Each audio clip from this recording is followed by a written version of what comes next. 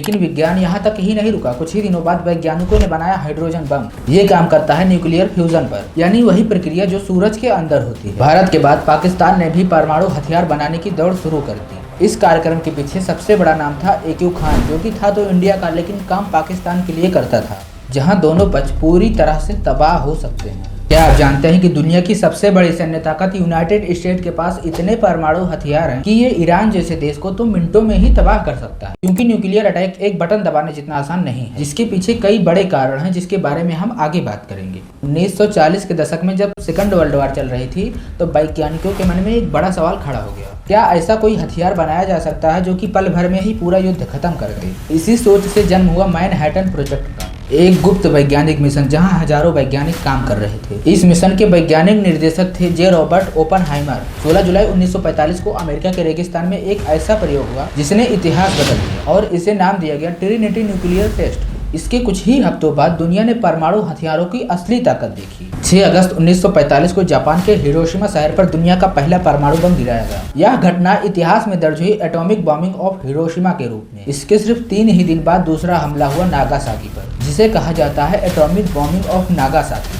यहाँ कुछ ही सेकंड में पूरा शहर आग और रेडिएशन की लपटों में घिर गया। ध्यान देने वाली बात यह है कि अभी तक जितने हमले हुए वो सिर्फ एटॉमिक बम से हुए, क्योंकि न्यूक्लियर बम 2 टाइप के होते हैं, एक तो ये एटम बम, दूसरा ये हाइड्रोजन बम। ये है तो दोनों ही न्यूक्लियर बम, लेकिन खास बात यह है कि ये काम करता है न्यूक्लियर फैशन पर। जब यूरेनियम या प्लूटोनियम का परमाणु टूटता है तो उससे निकलती भारी मात्रा में ऊर्जा का जो विस्फोट होता है उसे ही एटम बम कहा जाता है। लेकिन विज्ञान यहाँ तक ही नहीं रुका। कुछ ही दिनों बाद वैज्ञानिकों ने बनाया हाइड्रोजन बम। ये काम करता है न्यूक्लियर फ्यूजन पर, यानी वही प्रक्रिया जो सूरज के अंदर होती है। इसकी ताकत एटम बम से सैकड़ों गुना ज्यादा होती है। 1961 में सोवियत यूनियन ने इतिहास का सबसे शक्तिशाली परमाणु बम टेस्ट किया, जिसको नाम दिया गया TBT, ट्रेजर बॉम्बा टेस्ट। इस विस्फोट की ताकत इतनी खतरनाक थी कि आसमान में एक काली परत बन गई। तो दोस्तों अब बात करते हैं इंडिया की। 1974 में इंडिया ने अपना पहला परमाणु परीक्षण किया, जिसे कहा गया स्मिलिंग बुद्धा न्यूक्लियर टेस्ट। इन परीक्षणों के बाद भारत आधिकारिक रूप से परमाणु शक्ति बन गया।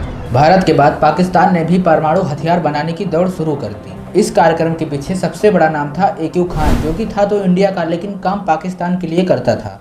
इसने यूरोप में काम करते समय न्यूक्लियर टेक्नोलॉजी से जुड़ी जानकारी चुराई। बाद में पता चला कि AQ खान एक गुप्त नेटवर्क था, जिसके जरिए nuclear technology Iran, north Korea और लीबिया तक पहुंचाई गई। अगर आपको जानना है कि पाकिस्तान ने न्यूक्लियर बम बनाने की टेक्नोलॉजी कैसे चुराई, तो कमेंट करें। आज दुनिया में सिर्फ कुछ देशों के पास ही परमाणु हथियार है, लेकिन उनकी ताकत इतनी ज्यादा है कि कभी बड़ा परमाणु युद्ध हुआ तो पूरी मानव सभ्यता खतरे में आ सकती है। इसीलिए आज दुनिया एक खतरनाक संतुलन पर खड़ी है। तो अब हम बात करते हैं कोई न्यूक्लियर अटैक करता क्यों नहीं। अगर कोई देश किसी देश पर परमाणु अटैक करता है तो जवाब में दूसरा देश भी अटैक कर सकता है। इसे कहा जाता है म्यूचुअली अश्योर्ड डिस्ट्रक्शन, जहां दोनों पक्ष पूरी तरह से तबाह हो सकते हैं। परमाणु हमले से सिर्फ दुश्मन देश ही नहीं, बल्कि पूरी दुनिया को रेडिएशन और पर्यावरण का नुकसान झेलना पड़ सकता है। इसके बावजूद भी दुनिया में कई ऐसे अंतर्राष्ट्रीय समझौते और दबाव हैं जो किसी देश को परमाणु हथियार इस्तेमाल करने से रोकते हैं। परमाणु हथियार होने के बावजूद भी संतुलन के हिसाब से बना कर रखते हैं। तो फिर सवाल उठता है कि अगर परमाणु हथियार मौजूद है तो फिर ये इस्तेमाल क्यों नहीं किए जाते। क्योंकि ये न्यूक्लियर स्ट्राइक वो स्ट्राइक है जिसमें 10 से 15 करोड़ लोग इमीडिएटली मरेंगे नहीं,